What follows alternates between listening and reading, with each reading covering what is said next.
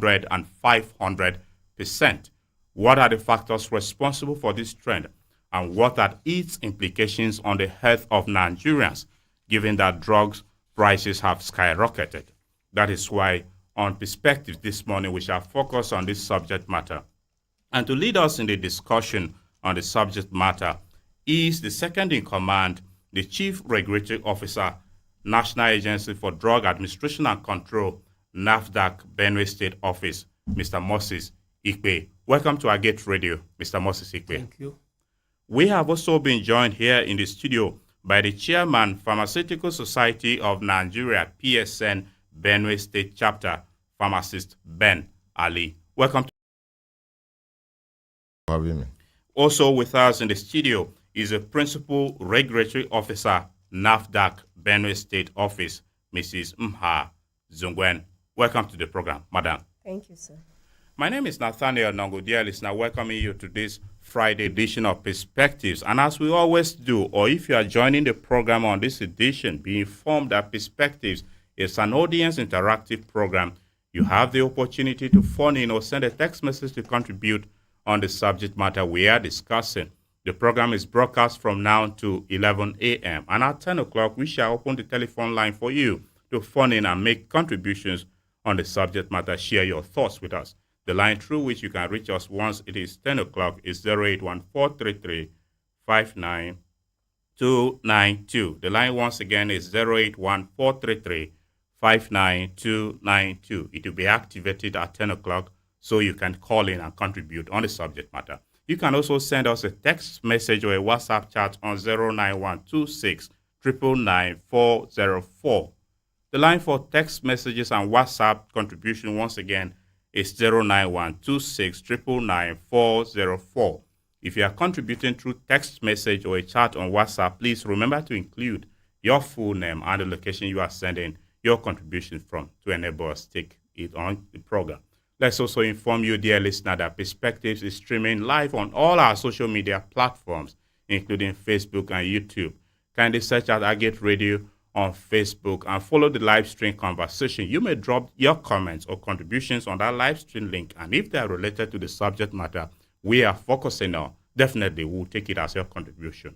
We'll take a short break, and once we are back, we'll begin our engagement with our discussants who are already seated in the studio. Kindly stay tuned. Don't go away. We'll be back shortly, dear listener.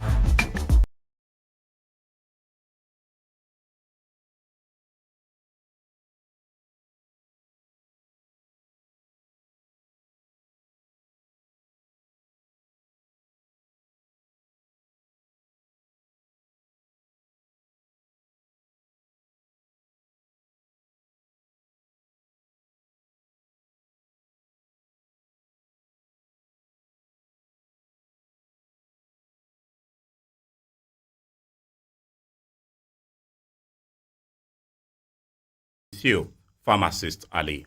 Kindly walk us through what is the present experience in the drug market, especially as it concerns with the price region. Thank you very much for having me. I'm fortunate that the pharmaceutical sector does not exist in a world of its own, meaning that it is existing in the country. The practice we are doing here is within the country and is affected by the same factor that has permeated every corner of the country. Inflation. The inflation is, the rate is high, unimaginably high, and it's affecting the cost of drugs. As you know, most of the drugs we use here, they are largely import dependent from the finished products and even to the excipients that are imported, used for production, and they're also imported. The excipients used for the production are imported. So the rise, the loss in value of Naira in relation to dollar is largely affecting us, because virtually everything about the pharmaceutical production, both the one produced outside the shores of the country and the ones produced in the country, they are dollarized. So the manufacturers And the importers are finding it extremely difficult to access dollars. And of course, in as much as the pharmacists are in the business of pharmaceutical care to the society, they're also in real business. They wouldn't want to run it at a loss. So what is happening in the pharmaceutical sector is a reflection of what is happening outside. And as you see in the introductory period, I think some of the inflation or the rise in price is more than 400%. I've seen an instance for ethical purposes, I'll not call the name of the company. They increased their price on Monday. On Thursday, just yesterday, they sent another new price. As the dollar is rising or the dollar is refusing to be stable at the same rate or even at much higher rate, that the drugs are rising. And if nothing is done about it, I fear for the near future. People are suffering seriously because of the rise in the cost of drugs. Almost all the drug molecules, everything, have added prices well above 200-300% increments. Okay. Mr. Ikpe, you listen to Pharmacist Ali. Yeah. As the regulatory body, is NAFDAC aware of the current hike in prices of drugs, and what is NAFDAC doing with regards to this to safeguard the health of Nigerians? Yes, I want to agree totally with what you have said. Because of government policy on dollar, things have gone up very high and have refused to come down. And ours, as a regulatory body, what we do most especially is to see that the drugs that are given out or released onto patients in the course of treatment is of quality, and they are the type that can help cure their disease conditions. So in Benue State, what we are doing is that almost every week we go out to carry out surveillance to ensure that the drugs that are being sold in pharmaceutical outlets in the state are duly registered by NAFDAC. We, over the time, sensitize the people that any drug that you find either in a pharmaceutical outlet or patent medicine outlet that do not have NAFDAC number, please don't buy. Why? NAFDAC is not aware of them. One, there are some products in the market that their address, the address of the manufacturer is not even on them. Such products are very, very dangerous, particularly on the side of drugs. You are taking drugs and you don't know the source of that drug. It's very dangerous. Why? Why is it dangerous? It's dangerous in the sense that the process of drugs development and registration is not being duly followed because you have a company existing in space. It's not ideal. There must be a company that is known by NAFDAC and duly registered by NAFDAC to produce and sell out to people, that we ensure that anytime we go out to the market, we ensure that drugs that are being sold in patent pharmacies, in pharmacies and patent stores are duly registered. And at least with this, we give the assurance to the people that whatever they buy is of good quality. Okay, so in essence, you are telling us, as a regulatory body, the duty and responsibility of your organization does not stretch beyond checking pricing regime for the drug products? No. Okay. No, that is not our mandate. Our mandate is not to check the price of drugs. Our mandate is to ensure the quality of drugs that is in circulation. That is our mandate from government. Okay. Mrs. Zungwe, you listened to your your superior, Saikbe, is there something you would like to add to this? There are fears that with the rise in price of drugs, fake products may saturate the market. Is NAFDAC alert? Yes, thank you. Like my superior has said, our mandate covers, we try to ensure that these products are genuine, they are not falsified. We go down, even there are some companies that are foreign companies. We travel outside the country to inspect those factories before their products are allowed to come into the country. Even in the country here, there's what we call a GDP inspection. That's good warehouse, good storage and distribution practice. When we go to these places, as far as those products are registered, we even follow up to the chain of distribution. So what we basically do, our mandate does not cover we checking the prices. We don't regulate the prices, but we regulate what is coming in. We regulate the genuineness of a product. That is what we basically do. We don't regulate prices of pharmaceutical products. Okay. Pharmacist Ali, I am back to you now. What really are the major prompting factors with regards to the rise in the prices of drugs? Does it mean local manufacturers cannot feed and sustain the nation if the drug market is import dependent, as you earlier pointed out? I think the major cost or the rise in price is the cost of production. What I mean production, the cost of making it available to the end user, which includes the real cost of production in the factory, the cost of transportation or importation, as the case may be. You see that from the transportation cost, it may interest you to know that a carton of a drug product from Lagos, just one carton, probably weighing less than 50 kg. At the Weighby, what we call Weighby, you take to the transport logistics company. Let me tell you, 5,000 or 8,000 for transporting just a carton. It adds to the cost.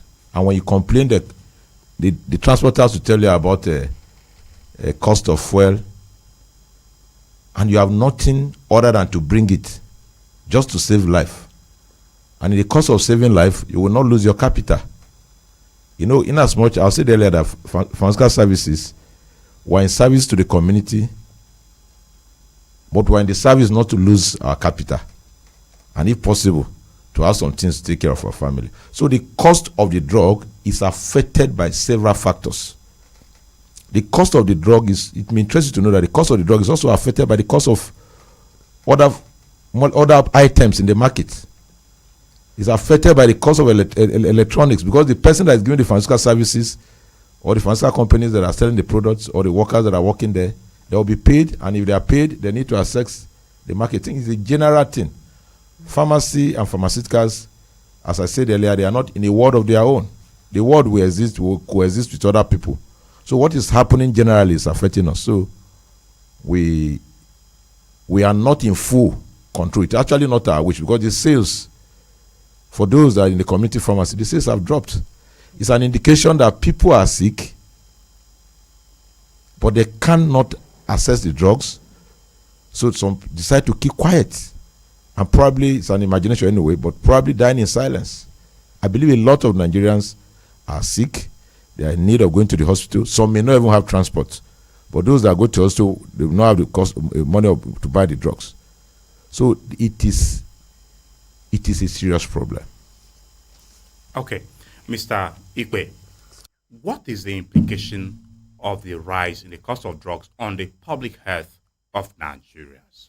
Yeah, thank you very much for that question. The major implication in rise of price in drugs in the market is that a vacuum will be created. What am I talking about?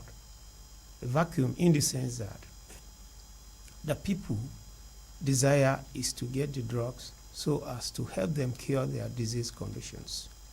But the fact that they cannot afford it, that vacuum of not affording the drugs will be there. There is that tendency that they will be looking for something that is cheaper. And this is where people who are into faking drugs will now come in. Why? The people, based on their disease condition, are desperate. They want solutions.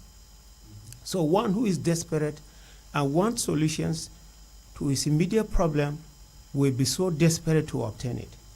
And that's why you see people who are sick and are on their sick bed or in their sick condition at home, whatever you tell them, they believed you and they do it, that kind of a thing.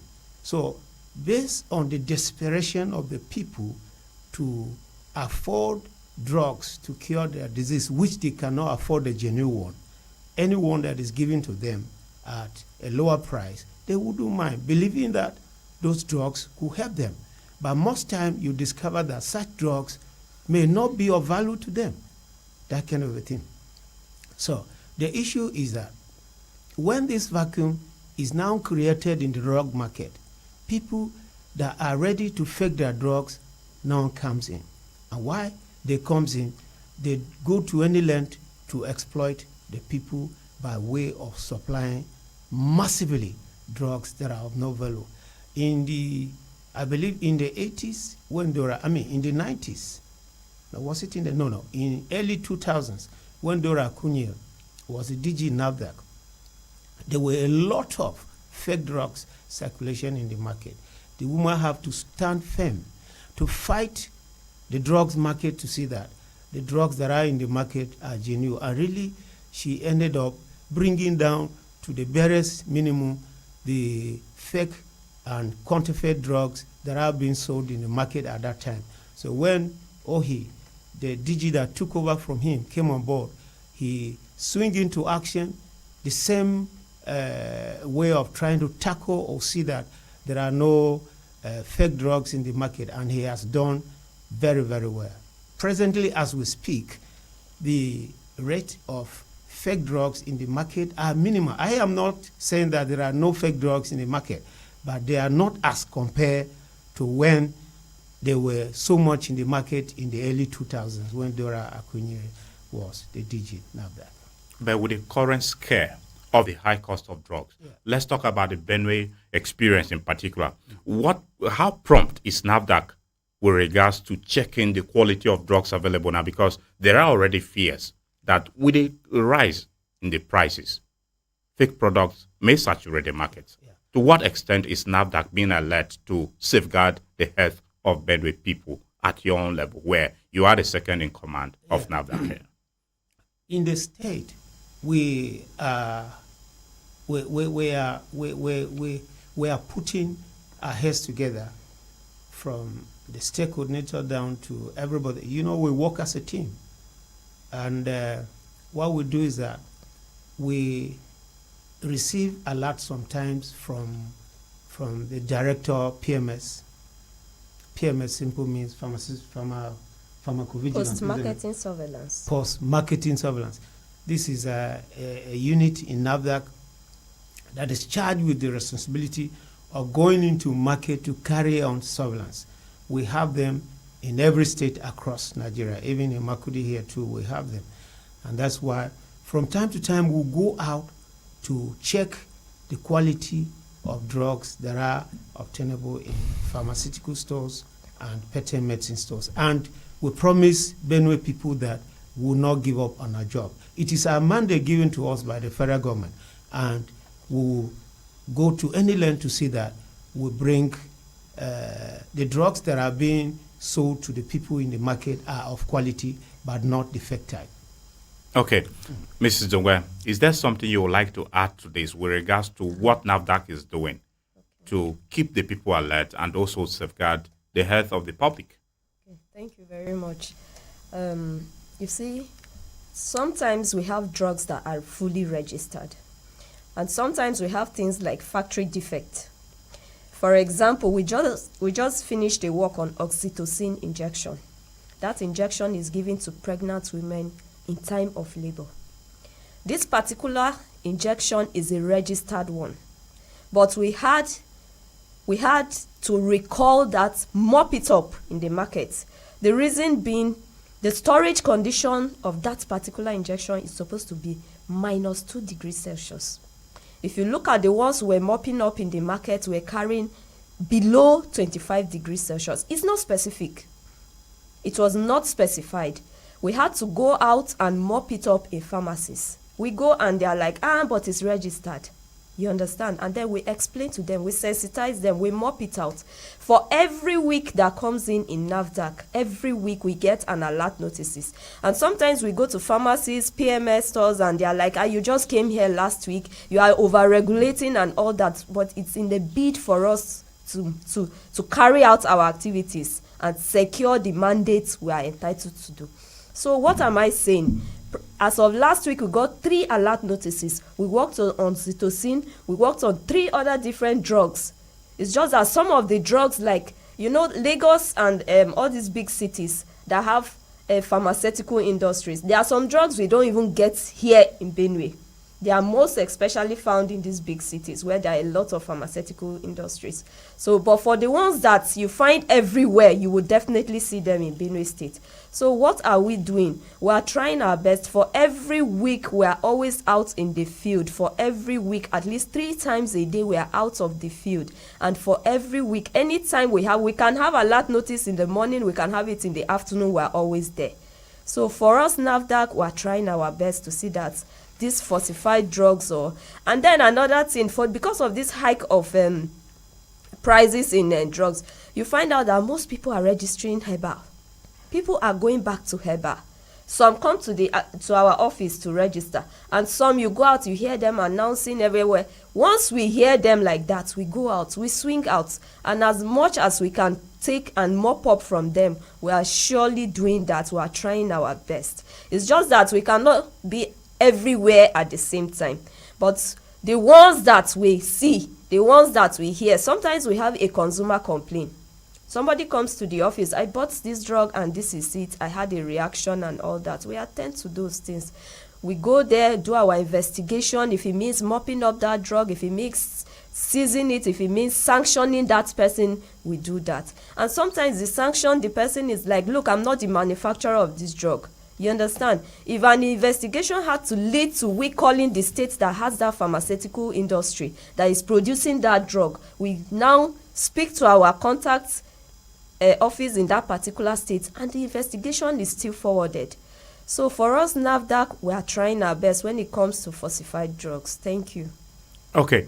Dear listener, in case you just tuned in, you're listening to Perspectives on iGate Radio 95.5 Star FM, Makurdi. This morning on the program, we are focusing on the rising cost of drugs and its implications on the health of Nigerians and Benue people in particular. We have here in the studio, leading us in the discussion, the second in command and chief regulatory officer, National Agency for Drug Administration and Control, NAFDAC, Benue State Office, Mr. Moses Ikpe. Also with us is the chairman, Pharmaceutical Society of Nigeria, Benue State Chapter, Pharmacist Ben Ali, and the principal regulatory officer, NAFDAC Benue State Office, Mrs. Mha Zungwem, is also here with us in the studio, leading us in the discussion on the subject matter.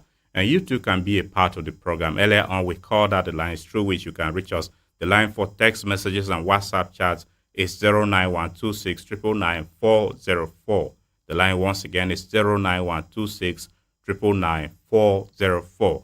That line is already activated for your messages and the WhatsApp chats. If you intend to contribute through that means, please utilize that line. And if you are sending a message or a chat, remember to include your full name and the location you are sending your contribution from. Let's also remind you, dear listener, that the program is streaming live on all our social media platforms, Facebook, YouTube, and other platforms. Kindly search out iGate Radio on YouTube and on Facebook. Follow our live stream of the program. You may drop your comments on the live stream link, and if they are related to the subject matter, definitely we'll take it as your contribution on the program. Pharmacist Ali, is there anything the Pharmaceutical Society of Nigeria is doing, especially at the level of Benue State, to self-regulate, check internally, now that the prices of drugs have risen, so that quacks do not infiltrate and saturate the market with fake products. Is there anything your association is doing to this effect?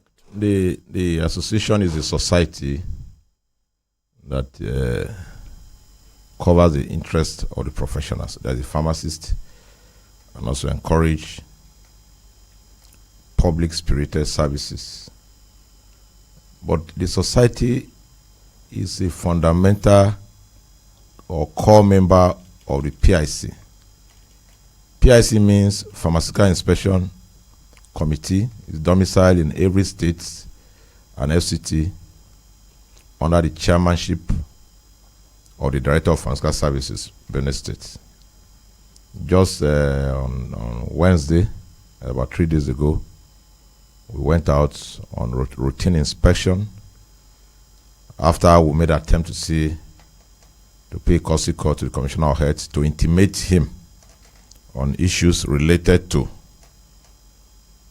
inspection as a prelude to seeing the governor, because we feel as pharmacists we are under the Ministry of Health, and the Ministry of Health is under the leadership of the Commissioner for Health.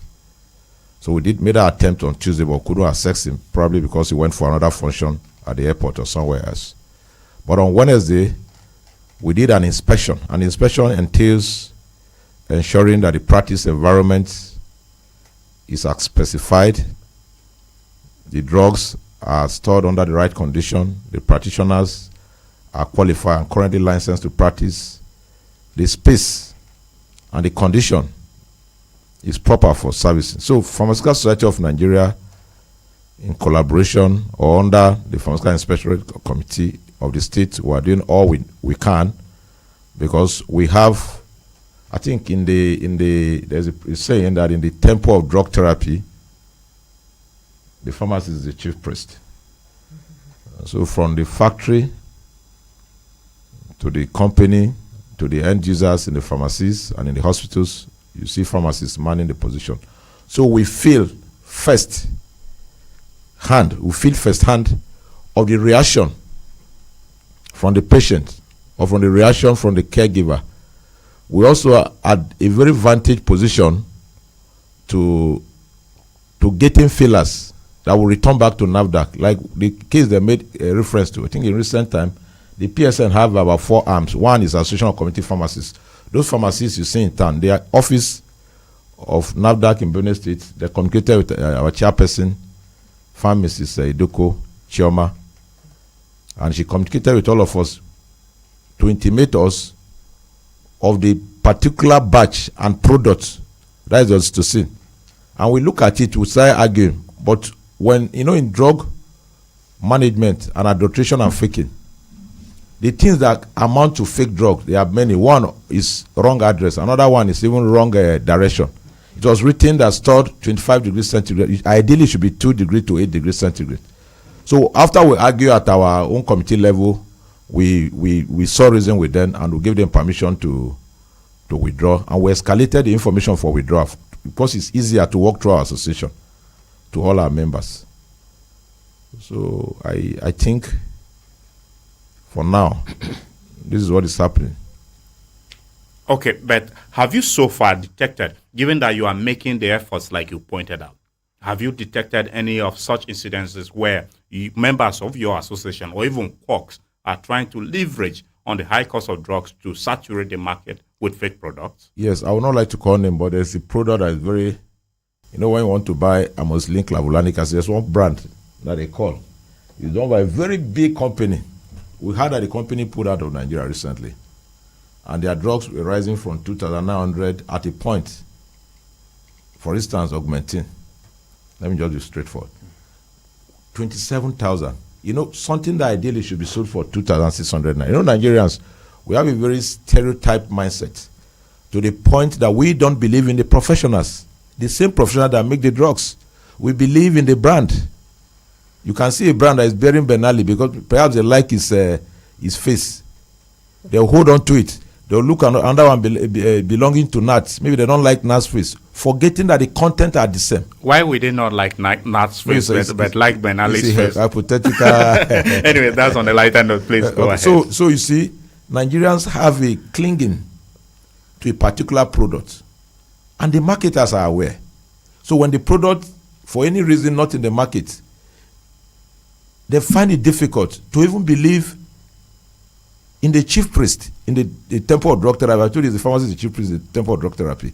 Instead of you asking the chief priest, now this brand A is not available. What brand do we take?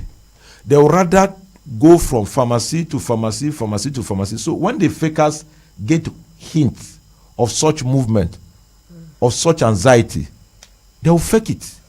At the point, that particular product, they were fake everywhere. The fake was so expensive, like almost like 10 times the cost of the original. That is what we are facing here. So the people also should be encouraged to believe in the counsel and counseling of a pharmacist in drug-related matters. Because as I keep on saying, they are the chief priest in the temple. So you seek their counsel when they advise you. To a very large extent, they are the most sincere professionals in the world. It's on record. For over 20-something years, they have been voting professionals to be trusted. Pharmacists have been topping the chart. So I find it difficult, while here they cannot believe. Because the professionals in diagnosis, the professionals in laboratory investigation, they have done, and they have gone to drugs. So allow the professionals in the drug to lead you. And when they lead you, they will apply pharmacoeconomics to ensure that you get a cheap drug, a very effective drug. It's not, drugs effectiveness is not by price. The prices is called classic marketing. It depends on how the company have marketed them. So let our people revert back to pharmacists and ask for their advice on drug-related issues. Thank you very much. As a sincere professional that you are. One of the most sincere professionals in the whole world, not only here. You pointed out that here in Benue State, there is a particular product. Yes. Be sincere in letting Benue people know this product and to watch out for it so that they don't go for the fake. Pharmacist Ali. On ethical ground, I don't know, but in recent time, I think GSK have left. We had for one reason or the other, which also attributed to the failure of government providing the basic infrastructure facilities. They announced at a point, Novartis, GSK, some of the big multinationals, they are leaving the country. I know the announcement was not made to pharmacists alone. It's on the social media. I know now news, you cannot regulate news, what people hear. The news are not properly classified. So people heard, and even those that have in stock have to increase their prices. There was a point, Augmentin 625 was selling for 23,000. This is a drug that we used to sell for 3,000, 29, 26,000. Why? There was a time that Ventolin inhaler was selling for 11, 12, 15,000. This is what we used to sell for 1,300. It is speculation by information that is made open to the public, which some section of the public cannot handle it. In an organized society, as those problems, I'm not saying our society is not organized, but it's not as organized as a certain society. In a more organized society, let me use that word, you will meet the professional to ask, now that a branded Ventolin is not in the market, which other brand do we use that is licensed by the regulators, by NAFDAC? Then we will advise you. But they will not. They will not. It's not only Augmentin. I just mentioned that just for the sake of discussion. There are plenty of other products. I know a good number of those in the pharmapreneurial sector. Pharmapreneur is the entrepreneurial aspect of pharmacy. Those in that sector, they're also in for business too. So they cash in on your gullibility to believe what you hear on the social media, and they take advantage of the patients and the caregivers. Anyway, we'll come back to the drug dispensation and prescription regime, and even the pharmacovigilance, as you pointed out. But for now, let me come back to you, Mr. Ikwe. Generally, drugs seem to be everybody's everyday experience. How easy or difficult, simple has it been regulating this sector, and what particularly is NAFDAC doing here in Benue State? Walk us through your itinerary, what you have been doing over the years, and particularly with this concern about the rise in drugs, as also pointed out by pharmacist Ali. Exactly. There is one scenario I want to point out at this point, and even seek the help of the governor of Benue State, if they can, in a way, come in to help us. What am I talking about? We said fake drugs or substandard drugs are not just those that do not have the appropriate API that is active pharmaceutical ingredients. They are not just those. There are some other factors that contribute to fake and substandard drugs. Like my colleague rightly mentioned the other time she was making contributions. She said drugs not kept under good storage condition could get bad, meaning the API will deteriorate. That is, they won't function again after deterioration. There is this scenario that we've been to the cold chain room in Makurdi here. The cold chain room is a place where you have vaccine being stored that are distributed in every local government of the state. In fact, the cold chain is the central cold chain for Benue State. And the compliance we give to them severally, and we keep on giving to them anytime we go there, is that they are not in a way having the right, how do I put it? The right source of power to maintain the chain that is being needed by such a vaccine. What do we mean? You have a light, and we know the light problem in not only in Benue, Nigeria, but it's more peculiar in Benue, where sometimes you have light, you don't have light in some places for over 1 week, that kind of a thing, and you are keeping drugs that must maintain the cold chain. That is, the chain must not be broken, and you never make provision to see that after NEPA have taken their light, you have an alternative source to supply you your power so that you keep this cold situation maintained. In fact, such situation is never an ideal situation. When you continue keeping such drugs, definitely when you break the chain, they definitely go bad. So I want to come in here to make an appeal before our state governor to please give attention to the cold chain room at the cold chain, the central cold chain in Makurdi, to ensure that at least there is provision, adequate provision for power source. That is on-fade power source. If NEPA fails, then they can have an alternative source. They have a generator quite well, but it's not working. We've been there severally. We asked, is your generator working? They give us no answer.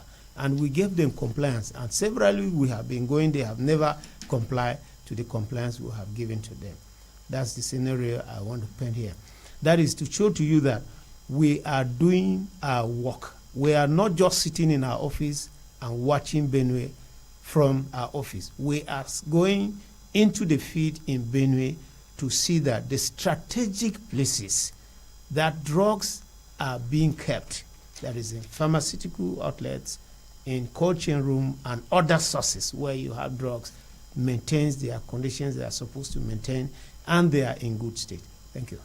Okay, Mrs. Ngwe, as the principal regulatory officer of NAFDAC in Benue State, with this situation on our hands of the high cost of drugs now, are there particular products or drugs in the market that NAFDAC has identified as being compromised and you want to alert Benue people to?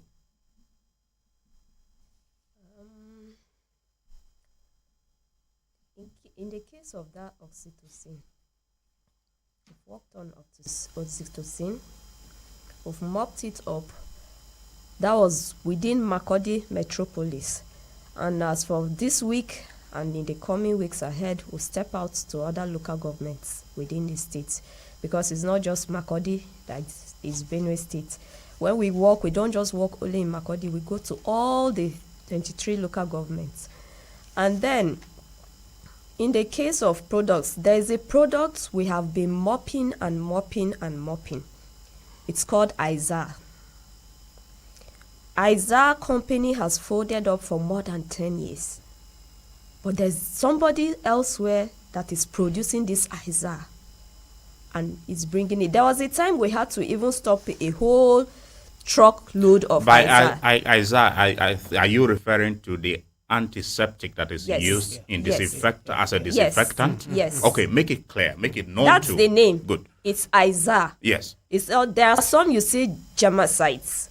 There's one you see a very big Z on it. It's okay, but this particular one, it's written Aiza.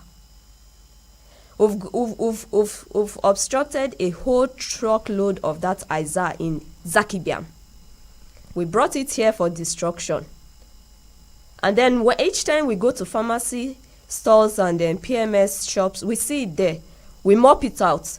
And then there's another product we have been fighting over and over. There's this Goya oil, they call anointing oil, in plastic bottle. There are 2 Goya oils. There's one in a glass breakable bottle. It's registered. Then there's this one in plastic bottle that is used everywhere in churches. It's not registered. If you look at that product, it does not even have the address of the manufacturer. Where it's produced is not on it. And then when you go to pharmacy stores or even PMS and you see it and you are trying to mop it out and they are like, this thing is everywhere. Do you know up till now in modern market, there's a shop, they said that's where they bring that Goya oil. We've gone there on several occasions. You don't see it, but that Goya oil is still in the market.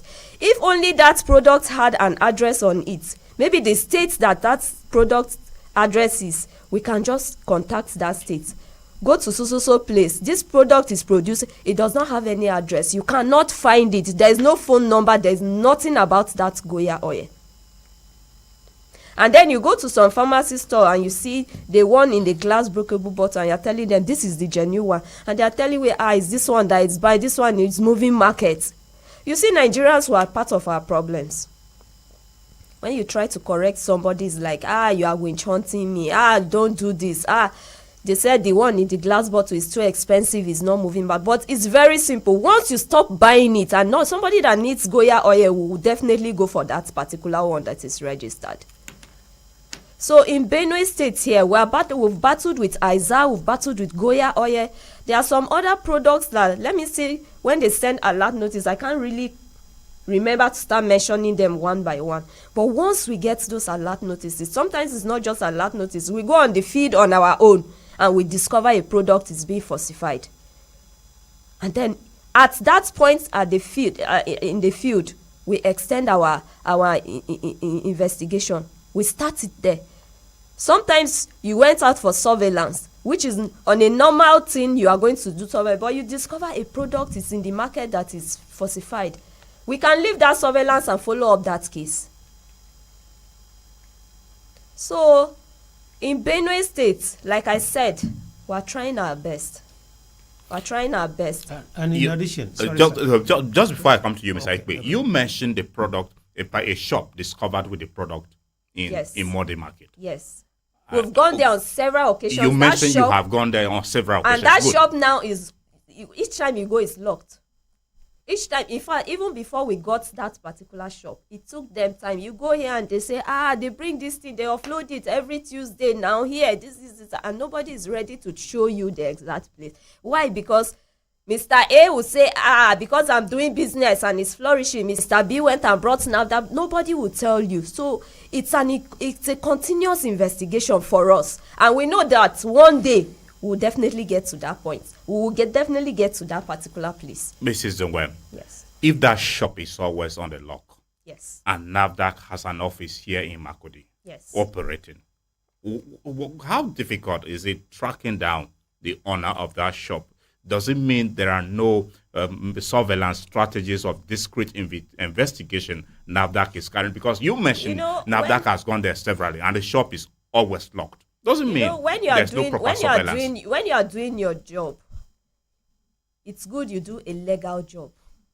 You don't illegally go to break down somebody's shop.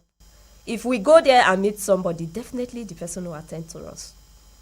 You go there, there's nobody. You don't just start breaking the shop to go in. Nobody's advocating breaking, and of course so you are empowered by law to carry out your duties. But there's so nobody what on is the ground. illegality about? There's nobody on ground. So who attends to you? That is why we question the surveillance strategies you are deploying. Think about it. Anyway, Ms. Aikpe, you were about to say something on this. Please go ahead. I was about to add to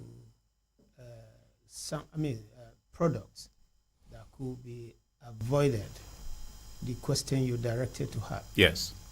And the contribution I want to make is that recently, that was last year, in June, myself and the state coordinator of Nasarawa State were in Turkey to carry on GMP inspection on anti-malaria product being produced by Novartis in Turkey. That is, Novartis is a multinational. It's in several countries of the world, but each country that operates a branch produce. So this one that we went through, they were producing, and what they told us was that the line that was meant to come to Nigeria was that of anti-malaria that was being produced, which was the only line we inspected.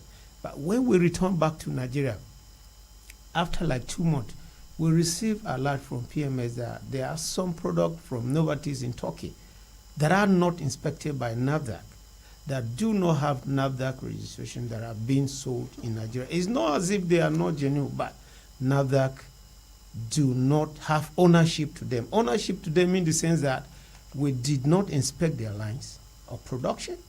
We did not inspect any details of them. Remember, just like he mentioned that we go out to inspect, that was the work we did. It is only when we inspect each line that is being produced, that is to be shipped to Nigeria, that we okay them to be imported into Nigeria. So those ones, we do not have ownership of them. So any product from Novartis, Turkey, that comes into Nigeria that is beside anti-malaria drug is not owned by NAFDAC. We do not have ownership of such product, and people should be aware of that. Okay. Pharmacist Ali, are there quacks amongst pharmacists? And what is the Pharmaceutical Society of Nigeria, Benue State chapter, where you are the chairman, is doing with regards to checking quackery amongst you so as to safeguard the health of Benue people, especially as it concerns drug marketing in the state? No, thank you very much for that question. I think quackery and quacks exist everywhere. It depends on what defines a quack. The Pharmaceutical Society of Nigeria, in collaboration with the Regulatory Council, the Pharmacy Council of Nigeria, they regulate the training of pharmacists to ensure that whoever becomes a pharmacist pass through the appropriate training. They regulate the licensing of pharmacists. They regulate the premises where pharmaceutical services are being offered. So to that effect, there is an annual license renewal for a premise to be used for pharmaceutical services on the one aspect, and on the other aspect, there's also an annual license renewal to certify that a pharmacist is fit to practice. As a matter of fact, you can term in quotes any pharmacist that is not practicing as specified and as expected of a pharmacist to be a quack. Anybody that is not qualified to practice as a pharmacist that is practicing is a quack.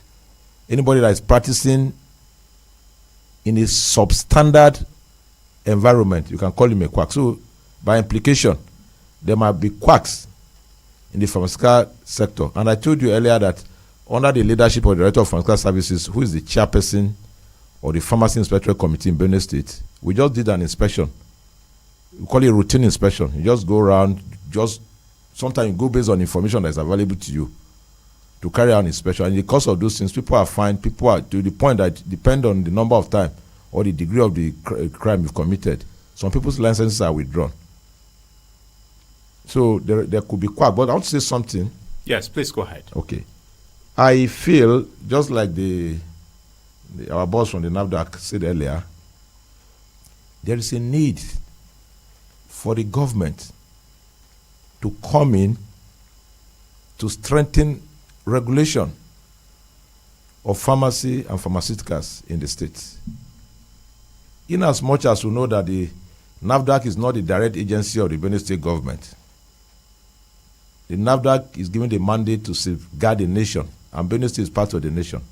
So I'm calling on His Excellency, the Executive Governor of Benue State, Reverend Father Hyacinth Alia, and his team to look deeply in the area of pharmacy, pharmaceuticals, drug regulation by creating a conducive atmosphere for proper interaction with the critical stakeholders in the sector.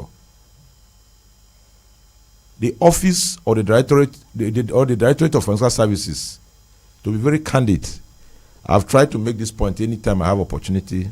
First was at the Commissioner of Vinca Pharmaceutical Manufacturing Factory, when I tried to interact with the governor to see how they can look inwards in the pharmaceutical sector, where everybody will have a genuine interaction for him to know what really is the problem of the sector and how to come in. There's a need for government to heavily come in. With the the dysfunctional vehicle, I think there's a white Hilux van that they use for inspection in the Directorate of Pharmaceutical Services there. There is no way that proper inspection or inspectorate activity can be carried out. I don't know, but I can imagine that NAFDAC doesn't have enough resources to carry out proper investigation in the entire state. Anyway, NAFDAC is here. Let them speak for. So, okay, let me speak for my people. Yes. So, I think the government should give us listening ear so that we'll tell him where he's pinching us the most. We have been making efforts for the past 3 weeks to assess the commissioner, though for genuine reasons we have not been able to assess him, and we feel that he's going to be a proper channel for us to assess His Excellency, so that the Excellency will hear firsthand from the hand of pharmacists what is their need for proper intervention. Thank you very much. Anyway, thank you very much. Now that you have brought up the angle of getting the government involved to regulate, we wish to make it clear that we wish government were here to also air their own side. But our efforts to get the Director of Pharmaceutical Services at the ministry to feature on the program failed. We failed to establish that in the beginning. But we wish they were here to also respond to the concerns on the side of government. But it's an ongoing conversation. We hope that if they feel inclined to a right of reply, definitely will avail in our platform. Dear listener, you've been listening to Perspectives on Agate Radio, 95.5 Star FM, Makurdi. This morning on the program, our focus is on the rising cost of drugs in Nigerian drug market and its implications on the health of Nigerians and Benue people. Here in the studio, we've been joined leading us in the discussion, the second in command and chief regulatory officer, National Agency for Drug Administration and Control, NAFDAC, Benue State Office, Mr. Moses Ikpe. Also with us is the chairman, Pharmaceutical Society of Nigeria, Benue State Chapter, pharmacist Ben Ali, and the principal regulatory officer, NAFDAC, Benue State Office, Mrs. Mhaz, when they are here leading us on the program. You can also contribute on by calling us on 081-433-59292. The number once again is 081-433-59292. Once you connect with us in the studio, go ahead and tell us your name and where you're calling from. Then make your submission very brief. No uncomplimentary language. You can send us a text message or a chat on WhatsApp on 09126999404. Also join our live stream on social media platforms, including Facebook. Hello, good morning. Good morning, sir. Good morning to you. Welcome to the program. Thank you. I am Ondachi Gabriel from Mojapka Madoka. Thank you, Mr. Ondachi Gabriel. My regards to the guests in the house. Thank you. In fact, of course, they have done justice to what we have been discussing with them right from 9 o'clock. I was listening, nodding my head. But there is one thing I want to tell the government of the federation and not that of the state also. Drugs, they are not like ordinary food that one takes. If you are taking ordinary food and you are hungry, you take some food that you don't even like to satisfy your hunger. But if you are sick, you can't just take any other drugs apart from, like, say, if you are feeling sick, a headache, you can't take that of the belly. So to help us in a short while.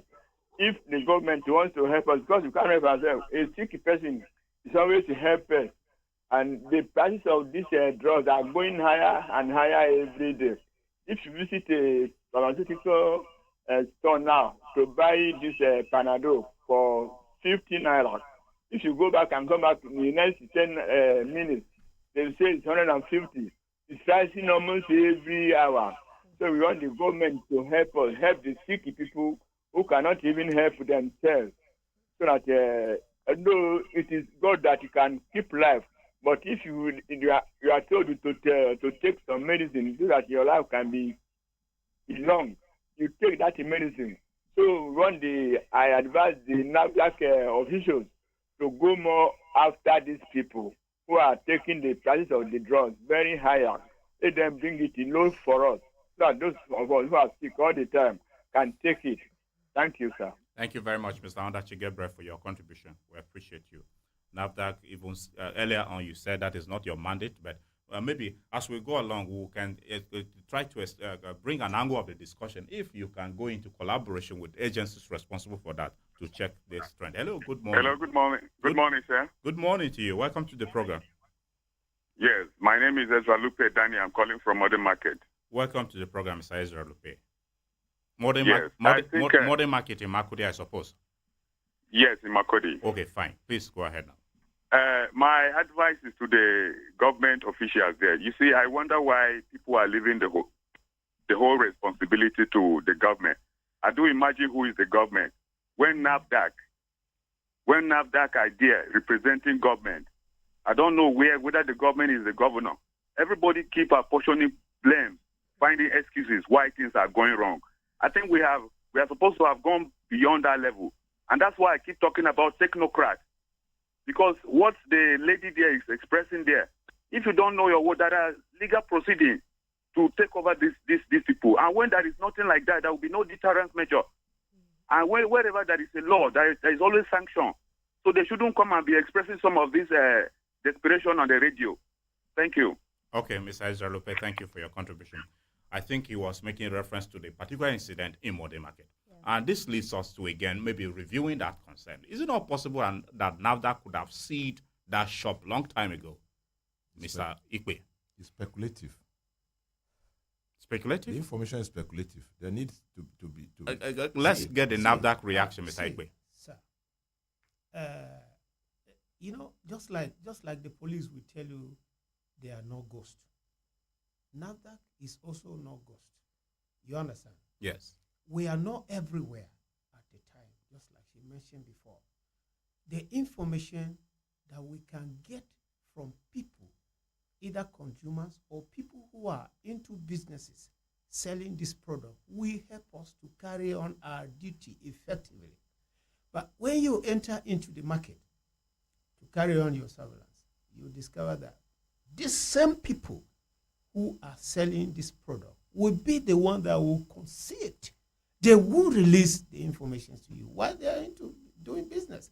And to them, that is where they are earning a living. That kind of a thing. So what do? Of course, sometimes that same Modern Market, before we get to Modern Market sometimes, or even at the point of entering the market, because they know our vehicle. Once they see our vehicles, they make calls around to tell their people that we are here. That kind of a thing. So in such situation, what do you expect us to do? What do you expect us to do when the public that we are protecting are the one conceiving information from us? They never want to release information. And at the end of the day, they will stand blaming us that we are not carrying our duties legitimately. Anyway, for us, we are not blaming you. We brought you here to share. As we go along, if there are challenges you have, not the radio station. I'm talking of people who are outside. If there are challenges you have and you voice them out, seek areas of intervention. Definitely, we hope they should be intervened to, facilitate your work. But let's engage with more people so we go along. Hello, good morning. Hello, good morning. Good morning to you. Yeah.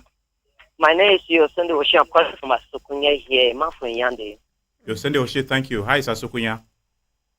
It's very fine. Okay, please go ahead.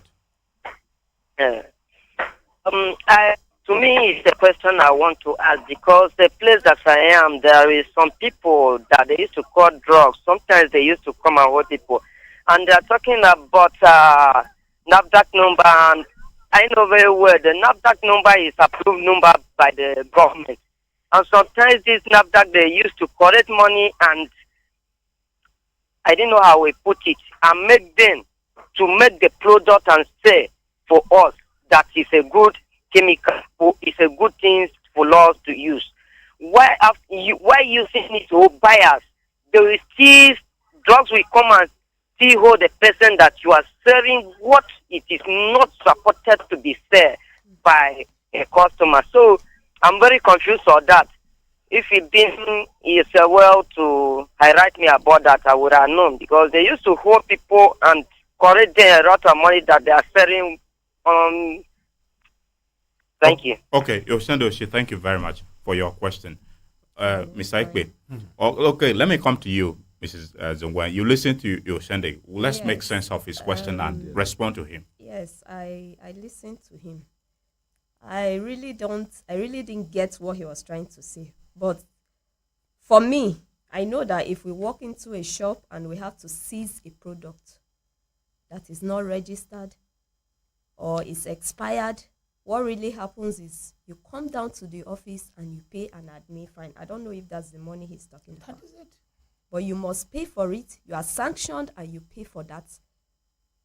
You pay a fine for that. I think what he's saying yes, is that there are some products that they say they have NAFDAC number and they can sell, they are fit for sale. And drug, when you see drug coming, they're making reference to NDLEA. NDLEA. Oh. So, and drug will come and sell and seize those things. And they will pay heavy fine. NAFDAC is a regulatory body on drugs.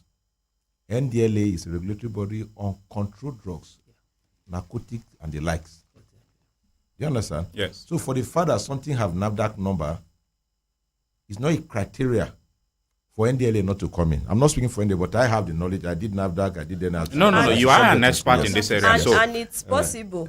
So he said maybe what he has is a PMS. PMS stores are not licensed to sell tramadol. They are not licensed to sell drugs like diazepam. They are controlled drugs. You only get them in a pharmacy with a prescription. So if those drugs have NAFDAC registration number and he has them in stock as a PMS, of course, NDLEA will come and withdraw them from him. Okay, so Oshie, I hope you have listened to us and our explanation serves. Hello, good morning. Good morning this morning. Morning to you. Welcome to the program. Yes, Terry Gav, calling from International Market, Makodi. Thank you, Terry Gav. Yes, this program on the radio means sometimes I wonder whether after having the conversation and hearing our talks, those messages, if they are to be conveyed to the government of the appropriate authority, I think that should be a way forward. Concerning the rising cost of the drugs in our country, more especially, I think this problem comes from the federal might. Why am I saying the federal might? The use of the dollar in our country is a point of the need that things are being rising. Everybody will say the cost of the dollar because most of those drugs are being imported outside. So, but if those people are being importing those drugs in our country here, they know that we are using Naira. So I'm calling on the relevant authority. They should look into the issue of the dollar. The increase in the price of the drug is not because there's an increase in sickness. No, it's the cost of the dollar that is the problem to this nation now. So they should look into it.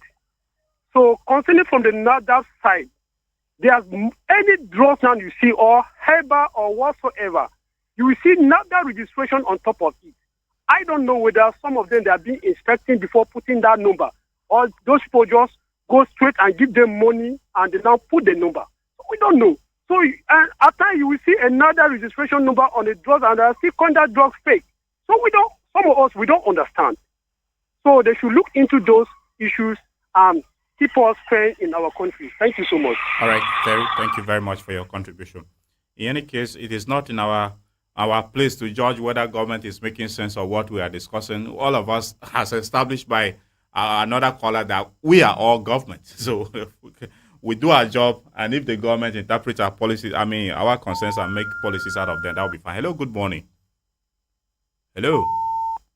Please, if you call, don't put the call on hold. Make your contribution. Let me come back to you, pharmacist Ali. What is the current drug production capacity of local manufacturers? 20 to 30%. Okay. Now, that question is a backgrounder to helping us understand if our drug market in Nigeria is purely import dependent. The drug space, let me use the word space. The drug space in Nigeria is dominated to the extent of over 70 to 80% of imported products. 80% are imported 70 products? to 80% okay. of the drugs and pharmaceuticals in the Nigerian drug space, they are imported. I've said earlier that I cannot say certainly, but I'm almost very sure. And I've given you how I came about my statistics. You can go to pharmacy and be picking drugs and looking at the addresses. So, and why is it like that? It is like that because there is no government support. Support in terms of race support. And support in terms of regulation of taxing system and the what would I call it? The few that attempt to manufacture. The one we celebrated last year is about less than a year.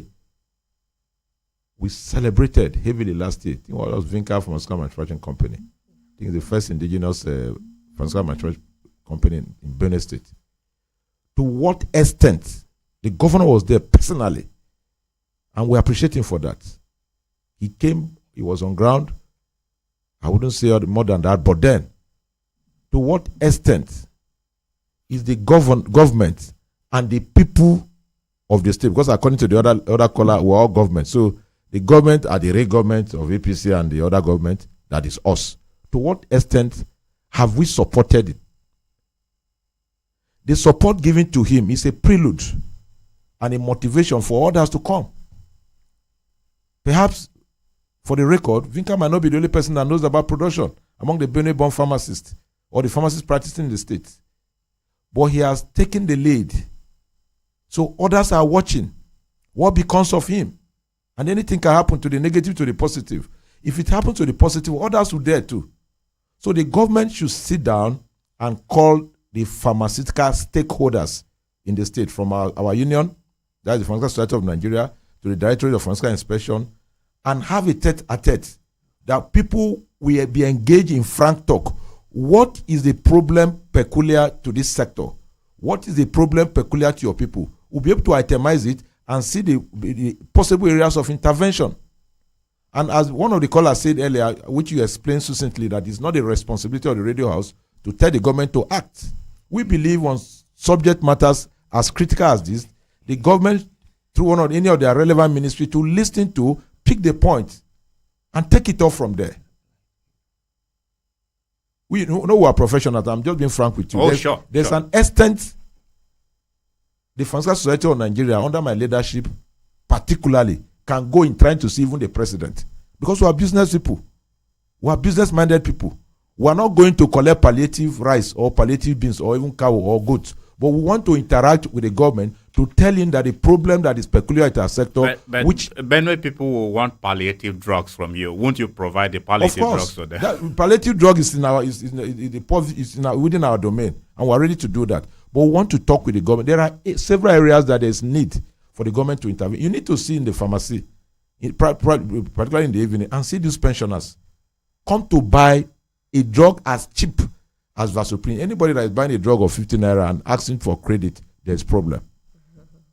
So if we have the opportunity to interact with the government will know how palliative, in your terms now in quotes, can be given. No, you brought up yes, the 10. No, in pharmaceutical palliative. Okay. How pharmaceutical or pharmaceutical related palliative can be given to people that they will benefit. It's not every time that palliative is all about carrying rice from IBB Square or from whatever they are sharing the rice. There are times that giving a drug as simple as 50 naira or 200 naira drug to somebody will save the person's life.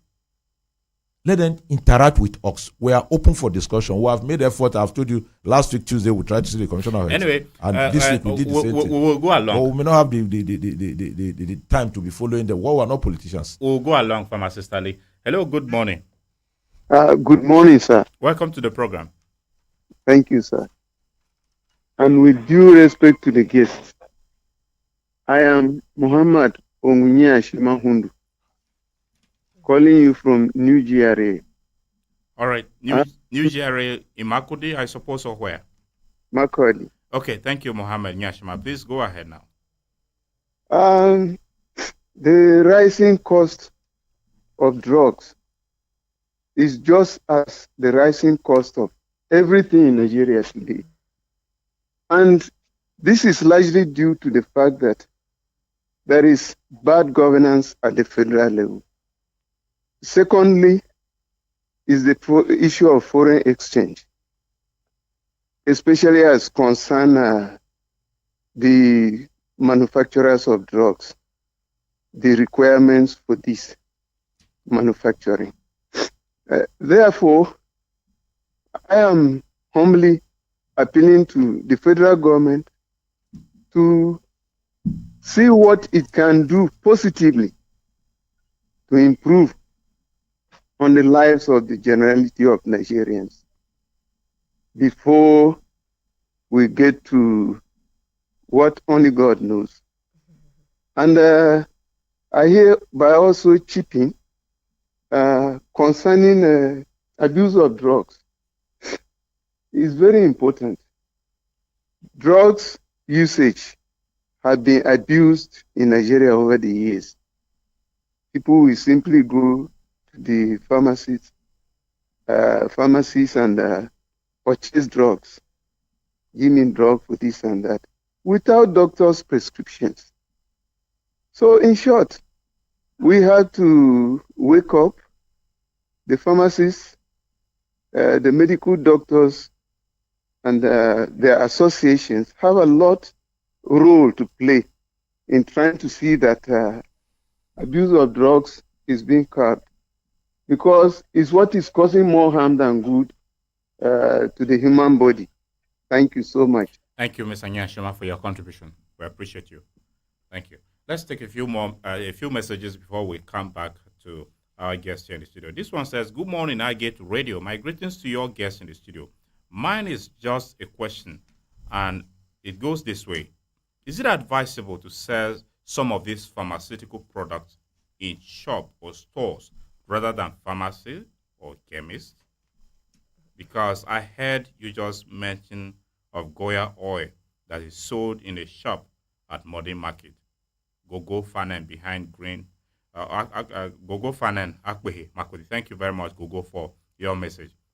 Another one here says, since dollar is the leading factor for the failure of Nigerian economy, the Nigerian government should find a lasting solution, not solely depending on dollar, because so many Nigerians are living on drugs.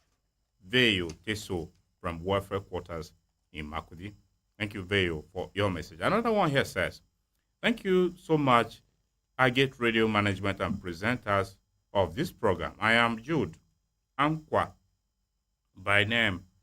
Following this program at BSU First Gate, I advise if the NAFDAC, in conjunction with the manufacturers of drugs, should set a stipulated amount fixed for each drug, then the rising price will be curtailed, and the retailers too will be questioned and monitored on the price to sell in order to meet up the demand of the common man. Thank you. All right, thank you very much for your message. Another one from our WhatsApp box here says, good morning to you, everyone in the studio. My name is Joseph Ikoyi from beside Modern Market in Makudi. Urgency is needed to tackle the issue of high cost of living in Nigeria, especially on drugs. If nothing is done, there will be high rate of death because people would not be able to buy them. Fake drugs would take over the drugs market. The herbal medications that are not supported medically due to lack of proper doses would be an alternative to drugs because of its cheaper nature. Government should subsidize the prices of drugs for healthy development of the nation. All right, thank you very much, Joseph, for your message. Hello, good morning. Good morning, sir. Welcome to the program. Thank you. My name is Ibrahim Akura. Ibrahima, from Achave government. welcome to the program, Ibrahima. Thank you. My regards to your guests in the studio. Yes, my guests are greeting you. Go ahead. Okay. My take on this topic is that the rising cost of drugs has caused a lot of negative effects on the human beings, especially Benue State in particular. You know, people are resorting to visiting hospitals after carrying out some tests on their problem. They resort back to visit medical herbarists in order to cure their disease. And talking about the medical herbarists, the amount of herbs they use without measurable quantum is another bad effect. So I want government here, as your guests there are talking of DORA, everything is DORA-alized now. And patriotism is one among the factors that is killing us, we Nigerians. Let us be patriotic. Those that are selling there, they should be patriotic, and we patronizers too should be patriotic. Doing this together, it will help us a lot, rather than those that are taking this advantage to gain a lot. Thank you for the opportunity. Thank you very much for your contribution. We appreciate you. Okay, let's come back to our guest now. Mrs. Zungan, this question, you mentioned a shop in modern market. So a question here is someone, Fanan, is asking us whether pharmaceutical products are to be sold in stores or shops, or rather pharmacies and patent chemists, as he said, patent medicine shop. Well, you want to make a clarification on this? The shop in modern markets we're talking about is like a wholesale shop. Where when they bring the product in bulk, they offload it there, and then people come to pick from there. This Goya oil is actually not a pharmaceutical product, if you ask me. If you look at that oil properly, it's oil that is supposed to be used for cooking. It's a vegetable oil packaged in it. But because they use it in churches a lot, everybody goes to the pharmacy and buys Goya oil there. For this particular one I'm talking about, everybody goes there and buys. So the shop I'm talking about, or a store, is just a warehouse where it's offloaded, and then people come pick for sale. And maybe Fanen needs to understand too that the role of NAFDAC stretches just beyond medicine, medical products, pharmaceuticals, or drugs. That's why I think it should help you understand. National Agency for Food, Drug Control and Administration. So even your other products like cosmetics, the body cream you rub, the toothpaste you use, all these are under the purview of NAFDAC to regulate. I think so. Yeah. Fine. Cosmetics, chemical, drug, food, we all regulate them. Medical devices. So, Fanan, I hope we have made we have made a clarification on that for you to understand why that came in from Madam. Hello, good morning. Hello, good morning, Aged Radio. Welcome to the program.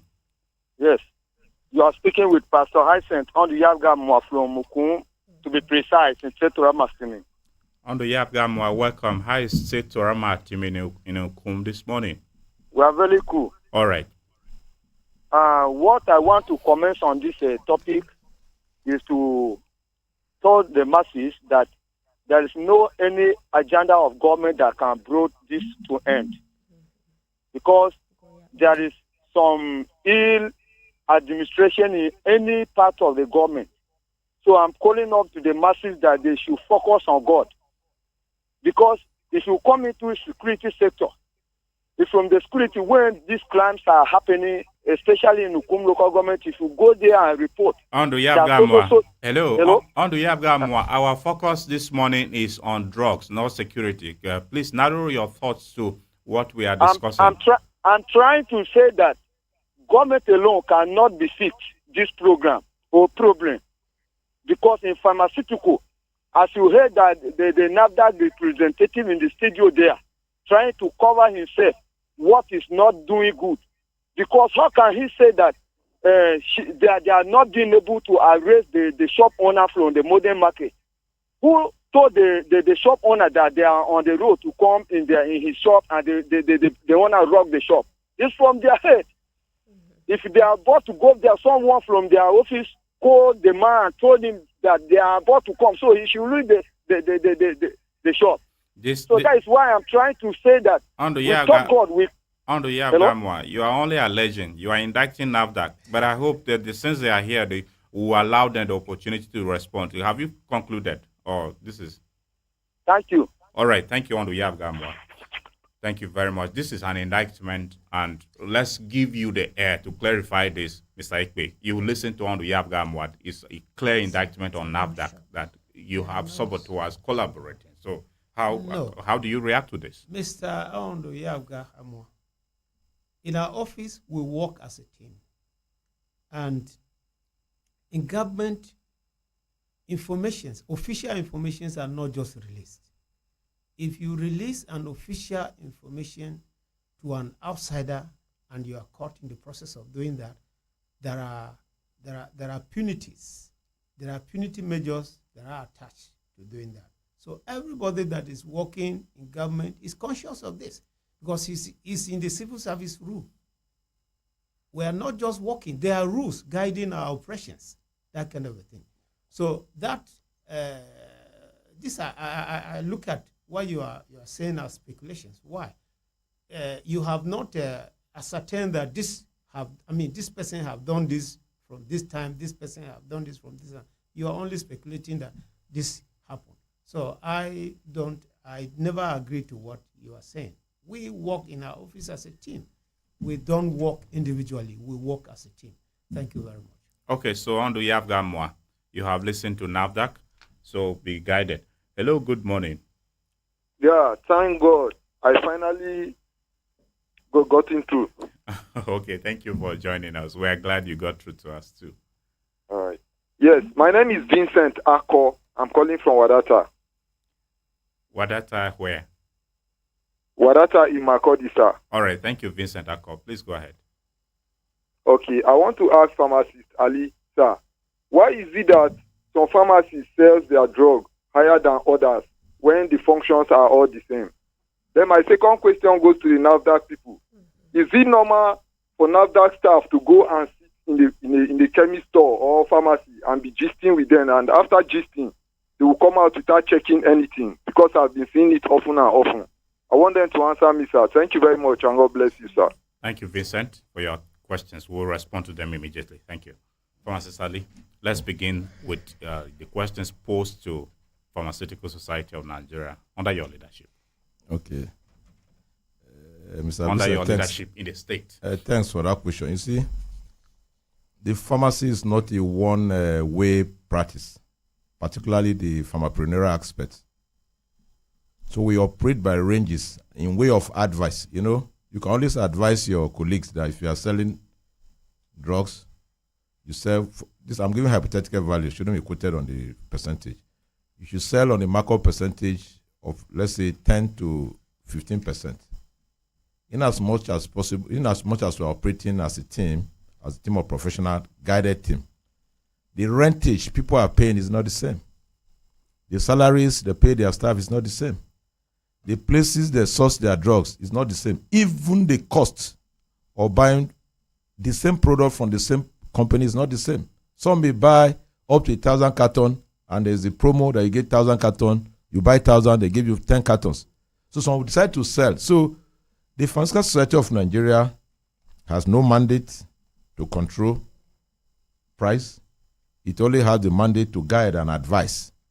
So by that, it is very, very possible what you have alleged could be true because of the factors I've enumerated earlier. What people sell is a accumulation of the factors of production which involve how you source your product, what you pay your staff, what you pay for your rent, whether in your office you have other alternative power sources that are working functional. You build all those costs, then you decide to make your choice. But we'll have a range that we advise. It's not even by enforcement. We advise people to sell. Some people can decide to buy and sell at the cost they have bought for reasons best known to them.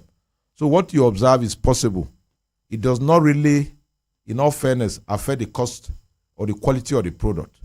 It is the cost of the production, which entails all the things I've listed earlier, that majorly affect the price they sell. There's a range that we propose.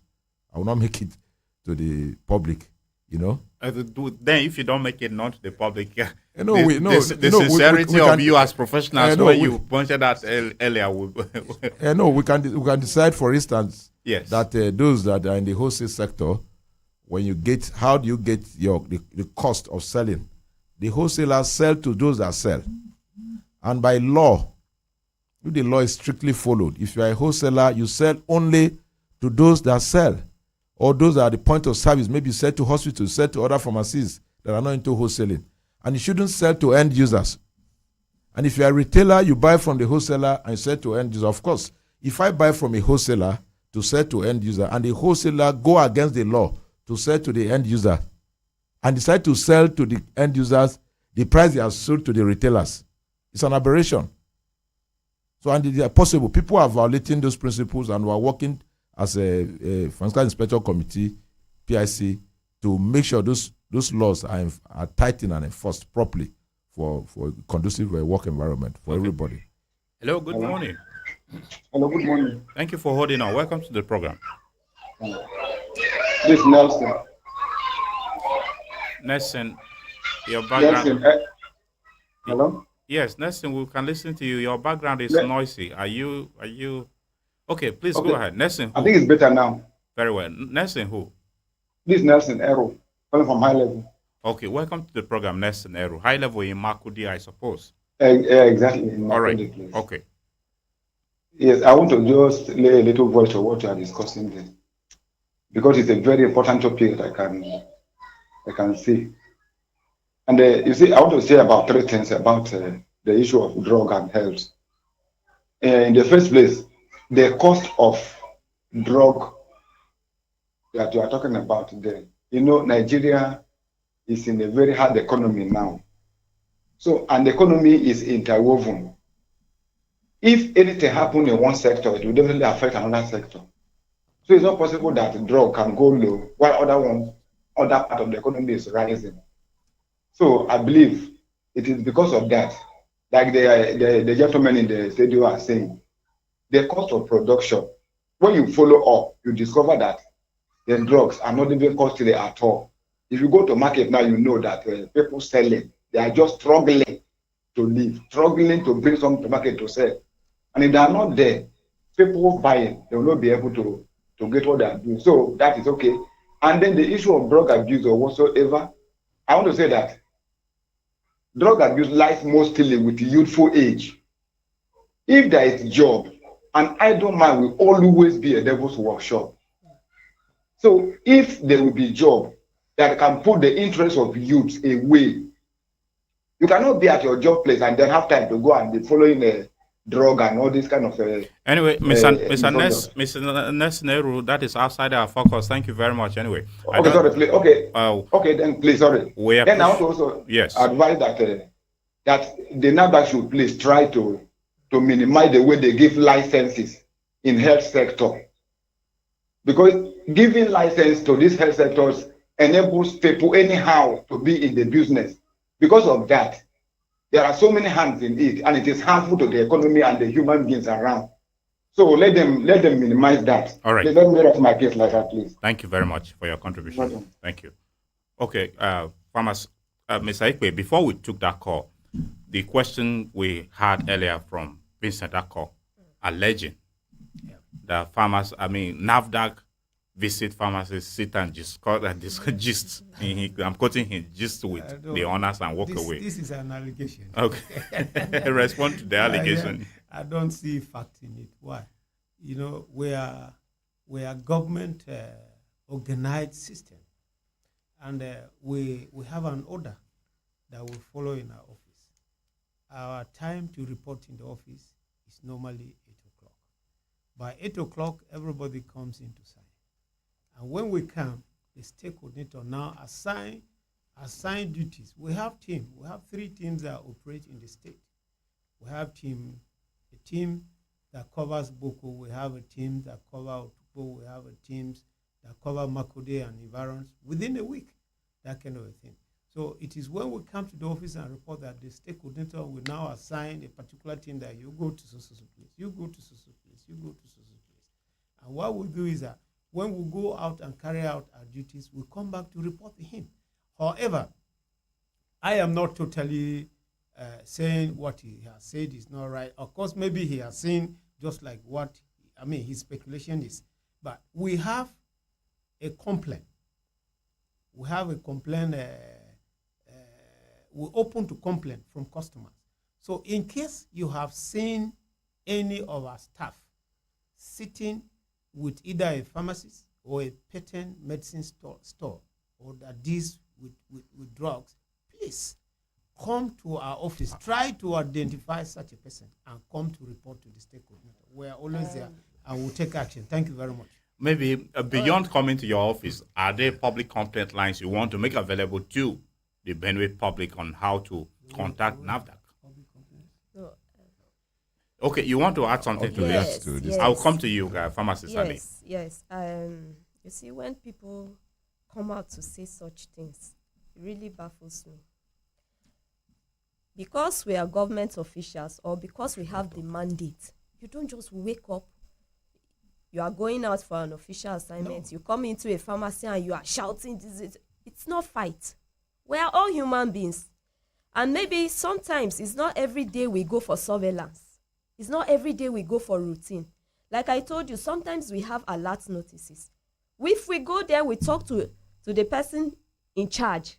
This is our complaint. This is what we want. This is what we want. And that person will now say, okay, this product you are looking for, I don't have it. You simply move out. If the person has that product, it takes you to where that product is and you mop it up. Sign your consent to forfeiture and give it to that person. So you don't expect, so because we are NAFDAC staff, when we walk into a shop, we should not talk to anybody. It's somebody's premises. You have to talk to them. They have to give you the go-ahead to move around. Yes, it's their premises. Yes, we have the mandate. But you do things in order. You do things orderly, and you get best results. It's not every day. We might go to a pharmacy today. Tomorrow we will still be in that same pharmacy, but it's a different assignment that has taken us to that place. Some assignments requires you talking, communication. Some assignment requires you enforcement. Some assignment even requires you doing an investigation. I might even come to a pharmacy as a NAFDAC staff, but I'll pretend I'm not a NAFDAC staff because why? I'm on investigation. I might come like just somebody who is coming to buy too, and I will talk and I will walk out. So the scenario warrants your communication. The scenario warrants your presence at that particular time in that pharmacy or patent medicine store. Okay, Pharmacist Ali, you want to also speak on whether you receive NAFDAC people to come and gist with you and walk away. You know, as the chairman of pharmacists in the state, I want my brother, the caller, Mr. Vincent, to know that the relationship between NAFDAC, PSN, ACPN, and pharmacists is not a relationship, it's not a cat and dog relationship. No, it's not a relationship between human beings and snake. The only language is when you see a snake, you want to kill it. As a matter of fact, a good number of the NAFDAC people that are pharmacists are my members. So in as much as a regulator, I can sanction them in my union. Having said that, I think the way NAFDAC work with us, which we encourage to continue, when you come, you interact. The things you can get through interaction, they will interact with you. Where is your fridge? You open. This thing is not cold. Where is your tag? The fridge needs to have tag and have a thermometer to read the temperature. Okay, where is your poison cupboard? Okay, where is your store? So you do that in sitting, and as ethics of our profession, even when we go on inspection, sometimes I want to sanction people that don't welcome you. If people are coming, there are 3. It's expected if you cannot make provision for the chairs. It is not a war, it's a partnership. Okay. It's not a war, it's a partnership All between right. pharmacists and NAFDAC. Okay. So I want Vincent and others to look it in that light. Okay, I will Vincent. encourage the partnership more. All right, Vincent. So Thank you I very hope much. we have responded to your concern. Hello, good morning. Morning, Mr. Nathaniel. Good morning. This is Engineer Dan from Passport. Thank you, Dan, for joining us. Quarry for quarters Yeah. in Makudi, I suppose. Yes, I sent an earlier detailed WhatsApp message already. Oh. It has not been read. Oh, okay. We'll certainly look at it before we conclude. But go ahead with your contribution now that you called. Yeah, I really want to appreciate the topic and your radio station for always bringing us such important topics.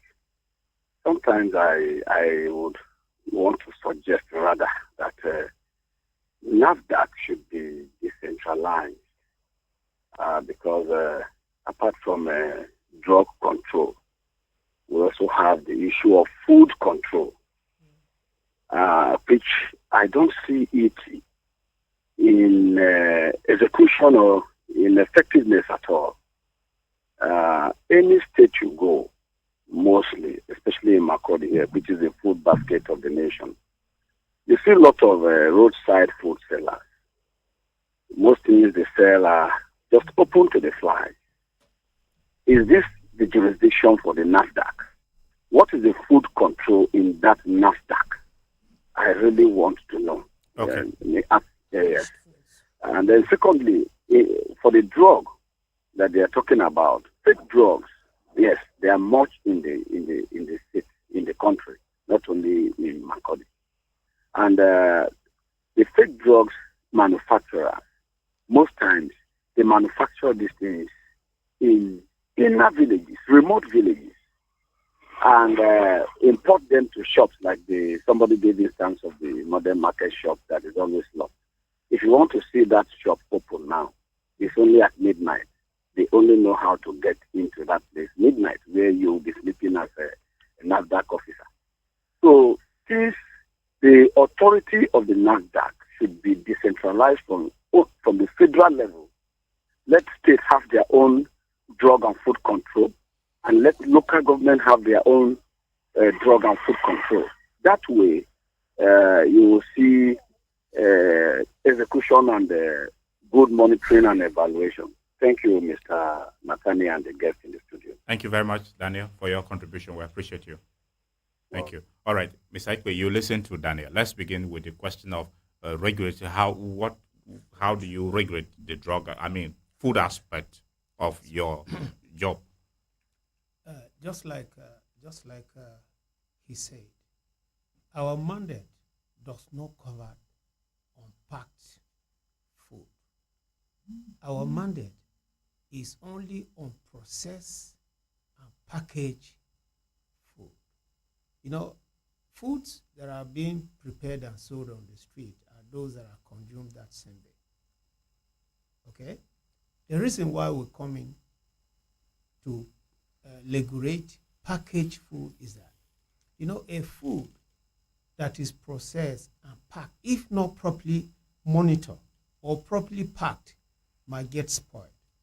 And if it is kept for like days and you are selling to somebody a food that is spoiled and he eats, he has problem, that kind of a thing. So government now comes in to mandate us to see that we check every material that is being used to package the food that is going to be kept to be sold for months. Take for instance the example of pure water. Water that is packaged in sachet can only last for 2 months. But that one that is packaged in PET bottle can last for a year. Why? It depends on the material. A typical example for you to have a clear knowledge of this is this. When you put a sachet water in a fridge with water that is packed in PET bottle and bring in a scent food into the fridge and bring it out after some hours, you discover that the water in the sachet is being saturated completely with the aroma from the food that you have kept it together in the fridge. So material material that is used in packaging food determines the quality of the food after some time, that kind of a thing. So we are not concerned with food that are not packaged. We are only concerned with food that are packaged. Okay, Danatai, I hope we have answered your question. Let me come to you now, Pharmacist Ali. Operational standards demands that pharmacies must have a trained pharmacist to dispense drugs. Yet, many of them operate without obeying the law and are not being sanctioned or closed down. Most pharmacies you go to, it's their attendants that dispense drugs. Why is this so? And what can be done to curtail this excess? Okay, no, this is also an allegation that may be true or not. Why? Because we are not at every pharmacy at the same time. But for licensure, there is what we call superintendent pharmacist, who superintends the place. By extension, when there are professional questions to be asked, we ask that person, aside the pharmacist director. And in case the person is not on ground, there's another provision by law to make available or engage the services of a local pharmacist who stands in for the superintendent when the superintendent is not around. But we are human beings. There are times you get there, none is on ground, maybe for obvious reasons. Perhaps they are going to do school runs, or some have gone to watch football and other things. But we also know of cases where some people, the information available to us in the office and the regulatory body, right, the Pharmacists Council, that they are superintended, they are not on ground. And the association and the PIC is fighting it a lot. We call it RNG. They'll come in, do the registration, maybe they go to their villages or somewhere and doing other things and come in once in a while. And when we approach the issue, some complain of hardship, even the pharmacy owners complain of they complain of the inability to pay the pharmacist what the pharmacist will need to be on ground all the time. So when they are not paying, they go to another place and seek for. But we're working on it.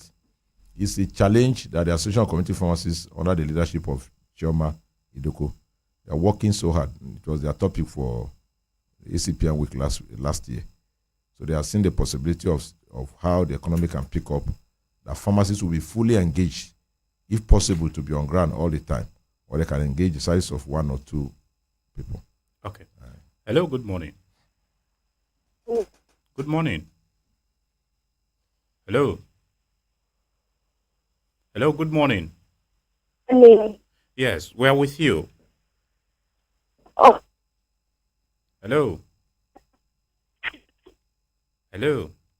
Oh, quite unfortunate, the network is not friendly for us to hear you. So please, if you may call back, that will be fine. Pharmacist, Ms. Aikbe, let me come to you now. What is the level of monitoring, especially in the rural areas, to ensure that all medicine shops, especially pharmacies, are manned by trained pharmacists? Yeah, I think what we do is that when we go out to carry on surveillance in pharmaceutical stores, number one, a pharmacist cannot be run without a pharmacist, a trained pharmacist, a licensed pharmacist. And that's why at the entrance of their shop, or as you enter the shop, a pharmacist that is manning the pharmaceutical store is supposed to have his license hang for us to see that, yes, this man is duly trained and licensed to sell drugs. And we'll look at it anytime we go out to inspect pharmaceutical shops or stores. Like for patent medicine, I think they have their association that regulate them. And what we do is that we make sure it's not every drug, just like my colleague mentioned before, in patent stores. It's not every drugs that they are supposed to sell. They are supposed to sell common drugs, but those ones that are restricted, those ones that are meant to be sold by pharmacies are not, only are not to be sold by patent. And we look at those things to ensure that each and every sector, that is the pharmaceutical stores that are mined by pharmacies and the patent medicine stores that are mined by those who are not trained as pharmacists, is maintained.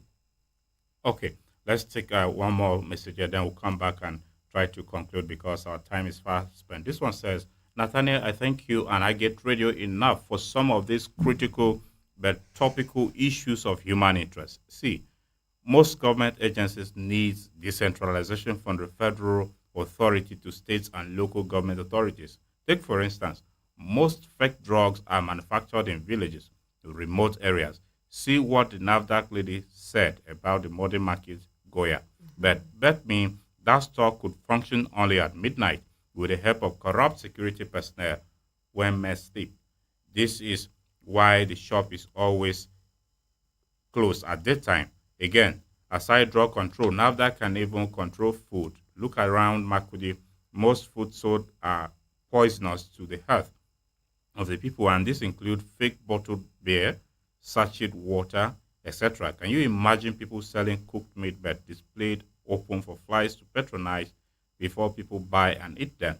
Can't NAFDAC employ more people at state levels and local government levels to at least sensitize people to cover foods and meat before they sell by the roadside? What about the wrong combination of soups that people sell anyhow, causing food poisoning? This is the reason why you hear that people are slumping everywhere from ruptured typhoid, ruptured ulcers, and cardiac arrest. Honestly, since our federal government have all the agencies, but execution, monitoring, evaluation, and effective delivery is lacking in all. So states and local government areas should control the agencies now, please. Thank you for the opportunity. I'm Daniel Atai from Kwarafa Quarters in Makurdi. Okay, Dan Atai, he called in. Thank you very much for your detailed message. Well, in any case, some of the concerns you raised in the message were already addressed by NAFDAC, that they regulate packaged food, processed food, and not those you mentioned in your message. In any case, we appreciate your contribution. Pharmacist Ali, our time is up. We must have to conclude now. But I would like you to give your concluding words on what can be done now that we have this challenge of high cost of drugs. What can be done to mitigate its effects on Nigerians from a human face, given that drug is very essential? 30 seconds, please. This problem, one can say, is largely caused by or allowed by the government. So the people that are in the best position to solving it is the government. They should look for a way to balancing do what they do to give our naira value. And at the state level, I want to appeal to the governor of the state, His Excellency Reverend Father Hyacinth Alia, to look for a way to come in, particularly for the elderly, the pensioner. You know, there are the people that are on routine drugs, antihypertensive, anti-diabetics. Look for a way to work in partnership with the pharmacy owners, how they can get their drugs at maybe subsidized rate. It's possible, just for the asking and for creating that avenue for interaction. The Pharmaceutical Society of Nigeria, the leadership and the stakeholders are willing at all times to work with the government. In this case, you are calling for subsidy on drugs. Is this your advocacy? Yes, and more. Okay. That's the angle I'm looking at. Thank you very much. Mr. Ikpe, give us your concluding thoughts on what NAFDAC will do now that we have this challenge on our hands. What you would do to make the people more alert so as not to be challenged by the menace of having fake products that may saturate the market. I want to come in here by making an appeal to the governor of Benue State as well. If you go to other states where land is being provided to NAFDAC, they have their permanent office. Here in Makurdi, we do not have. And I remember, a stable man have a stable mind to do work, more stable, that kind of a thing. So we made a letter to the governor requesting that land should be allocated to us. What we just need is land from the government. The agency will come in to build a befitting office for us to be stable in the state. Okay. And again, now with the high cost of drugs, unfortunately, you had your avenue to communicate with the governor, but you chose it. So please give us your thoughts. Again, I want to conclude by supporting what he talked about. What you just mentioned, subsidy of drugs to the people. What do I mean? If you look at, you take for example HIV in the 80s and 90s, when HIV drugs was not common, anybody that contract HIV will be counting his or her days that, oh no, I'm over, but HIV is no longer an issue. Why drugs is free? Okay. All right, let's leave it at that because we're totally out of time. Okay. Mrs. Ikpe, just one word in 5 seconds. Okay, thank you for inviting us for this program. So many people have talked about the modern market issue. Maybe let me conclude by saying an investigation will continue. Okay. Yeah. Thank you very much. Dear listener, this is where we'll conclude on today's edition of Perspectives, which we focused on the rising cost of drugs and its implications on the health of the people. We must appreciate very sincerely the second in command and chief regulatory officer, National Agency for Drug Administration and Control, NAFDAC, Benue State Office, Mr. Moses Ikpe, who featured on this program. Thank you, sir. I'm grateful also to the chairman, Pharmaceutical Society of Nigeria, Benue State Chapter Pharmacist, Ben Ali. We appreciate you. Also, the principal regulatory officer, NAFDAC, Benue State Office, Mrs. Mha Zungwen. Madam, we thank you for your time with us. Thank you. We appreciate our general manager, Igba Ogbole, who gave us this opportunity. The head of programs, Emmanuel Tiabia, we thank you. And all colleagues who contributed to the success of the program, we are grateful. Perspectives will come your way again next week, Monday, with a fresh edition to focus on another issue. I'll be here again. God keeping us will take you through on that edition as well. My name is Nathaniel Nongo. Drugs are very essential, and as established by NAFDAC and the Pharmaceutical Society, we must be on the alert to patronize the right drugs, and we hope that government should address the concerns of the high cost of drugs so as to enable Nigerians and Benue people have access to safe drugs that will serve their healthcare needs. God bless you and have yourself a great weekend. Thank God it's Friday. Goodbye.